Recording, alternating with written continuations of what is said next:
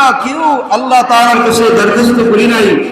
আল্লাহ তাআলা আপনার আমারে মায়া করেন, আল্লাহ তাআলা আপনাকে আমাকে মুহাব্বত করেন বিদায় আল্লাহ রাব্বুল আলামিন আপনার আমারে শেষ নবীর উম্মত বানাইছেন।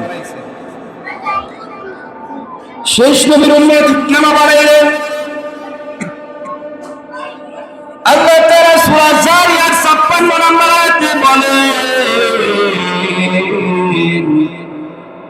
ওয়ামা খালাকতুল জিন্না ওয়াল ইনসা ইল্লা লিয়াবুদুন।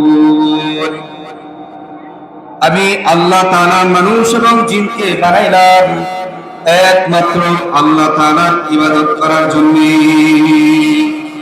তাহলে মুহতারাম হাজিরিন, আল্লাহ রাব্বুল আলামিন আপনারে আমারে কেন বানাইছেন? আল্লাহ তাআলার ইবাদত করার জন্য। কি করার জন্য? আল্লাহ তাআলার ইবাদত করার জন্য আপনারে আমারে আল্লাহ রাব্বুল আলামিন এত সুন্দর করে বানাইছেন। আল্লাহ তাআলা বানায়া বলেন, লাকাদ খালাকনাল ইনসানা ফি আহসানি তাকওয়িম।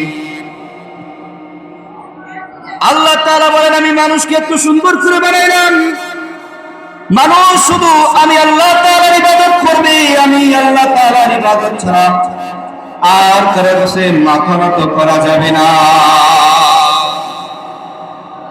আমরা তো প্রতিনিয়তই নেতার কাছে, খেতার কাছে, বিভিন্ন ধরনের কাছে মাথা নত করি। আল্লাহ তাআলা বলেন মাথা নত করা যাবে না, আল্লাহ তাআলাকে ছাড়া অন্য কারো পায়ে সিজদা দেওয়া যাবে না। মুহতারাম হাজিরিন, এত সহজে কি আমরা ইসলাম পেয়েছি? আমরা তো খুব সহজে ইসলাম পেয়েছি। এই ইসলাম পাওয়ার জন্য আপনার আমার রক্ত দেওয়া লাগে নাই। রক্ত দেওয়া লাগছে কি বলেন? আপনার আমার রক্ত দেওয়া লাগে নাই, আপনার আমার দান দান শহীদ করা লাগে নাই, আপনার আমার রক্ত ঝরানো, ঘাম ফেলানো লাগে নাই। এত সুন্দর ইসলাম আমি আর আপনি পেয়েছি। কিন্তু দেখেন, ইসলামের পূর্বে যুগে ইসলাম কেমন ছিল? ইসলাম এমন একটা পর্যায়ে ছিল, ইসলামের দাওয়াত প্রকাশ্যভাবে দেওয়া যেত না। এই জন্য আল্লাহর নবী সাল্লাল্লাহু আলাইহি ওয়াসাল্লাম তার সবচেয়ে প্রিয় চাচা আবু তালেবের ইন্তেকালের সময় আল্লাহর নবী সাল্লাল্লাহু